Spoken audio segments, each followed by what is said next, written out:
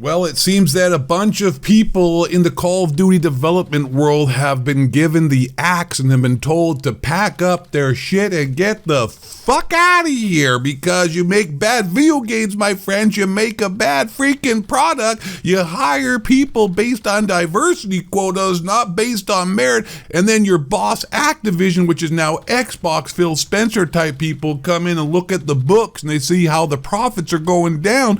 Well, you know what? This is how the real world works, kids. You get fired when you produce shit. So yes, that's correct. A large proportion of the development teams at Call of Duty studios, or studios that have to do with making Call of Duty or Warzone, have seen a mass amount of people laid off, aka fired. And before I go any further, because I'm going to have to kick some ass in this video and tell you some truths, I want it to be clear here, because I know some of you are going to be like, "You're being very insensitive." Listen, I think anyone here making this video knows about what it's like to be fired and lose out on hundreds of thousands of dollars in revenue. On top of that, my wife has just had her pay cut significantly, and a bunch of people at her company got fired. Literally just last Friday, a bunch of people got fired, and my wife's pay got cut significantly, where thousands and thousands of dollars a year are going to be lost to our family now. So I think I know firsthand what happens when there's rollbacks, cutbacks, when companies aren't doing well and they start to cut off the fat and trim the fat and try to cut corners or cut back pay to keep the company going. Just want to get that out of the way before I hear any little crybaby bitches out here saying I'm being insensitive to people losing their jobs. I know all about it. My wife knows all about it.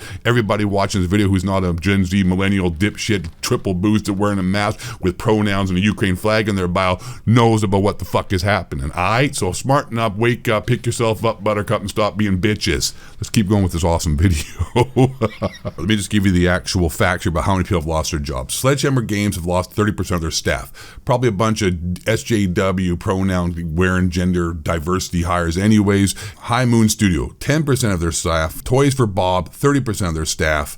Treyarch, Infinity Ward, Raven, Solid State Studios, Beanox, and Demonware had many layoffs as well.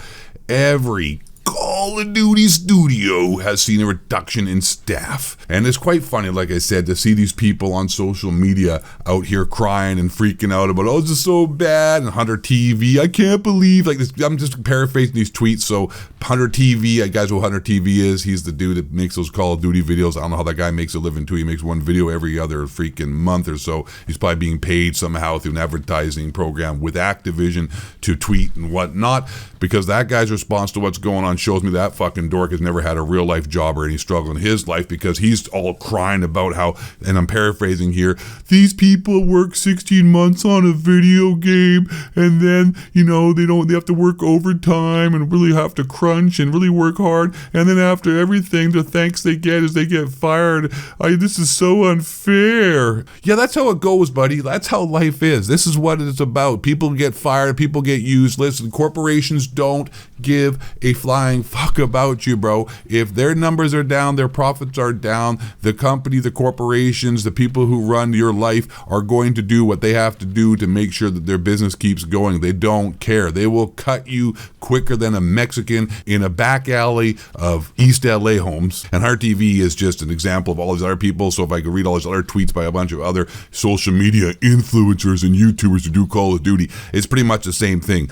And then Charlie Intel, like I said, these kids, these millennial Gen Zs don't have a fucking clue what's going on in the real world and are a bunch of baby back bitches. Just insane. Call of Duty is insanely profitable. $3 billion plus yearly. Xbox wants more content on even more platforms, and firing people will just make that worse and harder to accomplish. Yeah, I'm sure you guys really know what's going on with multi-billion-dollar corporations and the decisions being made with your little ass of social media account talking about Call of Duty and crying like a bunch of bitches about Ukraine and your social virtuing nonsense. You know, hey guys, time getting our boost to keep wearing your mask and make sure you vote for Biden in 2024 because things are going so well right now. Fucking idiots, dude. Just a group of absolute morons. Listen, man, the reason why they got fired is because the people that got fired, if they were actually really, really important to the company and actually were somebody that was provided a service that is extremely needed, they wouldn't have gotten fired. Phil Spencer and Xbox came in, looked at the books, looked at the people working there, and probably realized, oh my God, this is the most bloated Call of Duty development team in the world. And we had 3,000 developers working on Call of Duty, Modern Warfare 3, Modern Warfare 2. 3,000 developers. Call of Duty 4 and the past Call of Duties had less than 500 people working on them. And those games were by far superior in every single way. They've had 3,000 developers working on these recent Call of Duties. I'm enjoying it, but relatively speaking, objectively speaking, they are a lesser product than past Call of Duties with a quarter of the workforce. So they are trimming the fat, sort of like how Elon Musk came into Twitter and looked around at how many people was wasting their time doing jack shit for the corporation,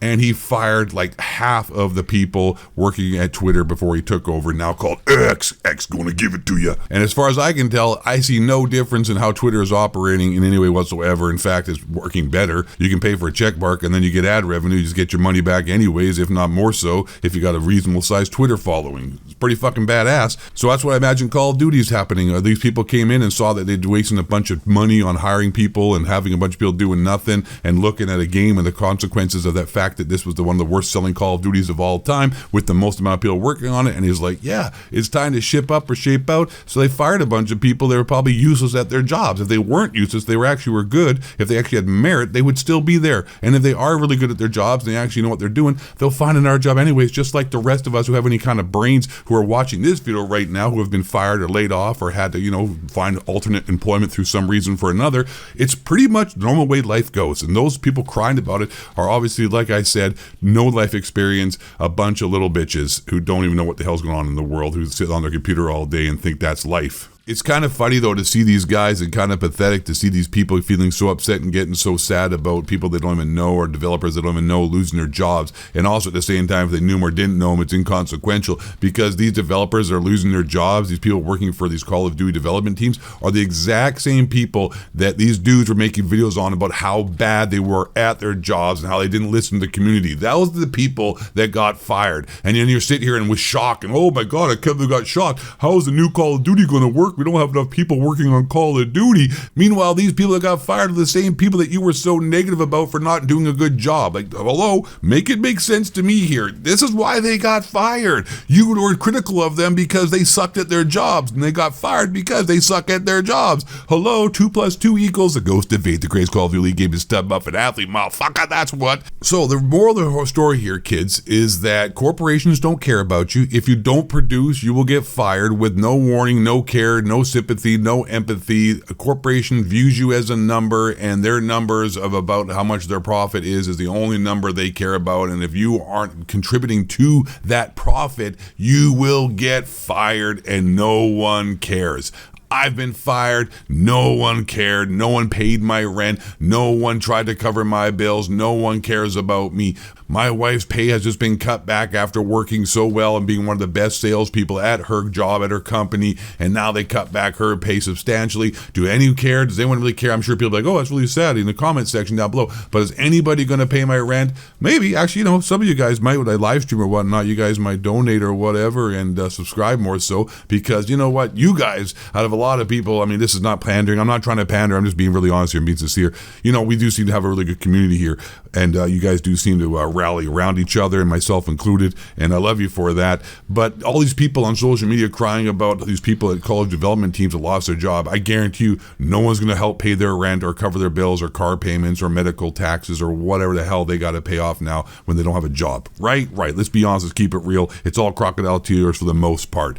Thanks for watching the video. I'm the Ghost of Eight. Appreciate y'all. And last but not least, and most importantly, stay black. Question authority and let the honky cracker. That's correct. Don't let these reptilian shapeshifters building the movies. HARP to spraying chemtrails. 7-Eleven was an inside job. Just Google the tower, Coke Tower 7. The Bohemian Over version. Alice was flat. The moonlight was fake. Alan Jones is Bill Hicks, and the frogs gay white men. Bring you down.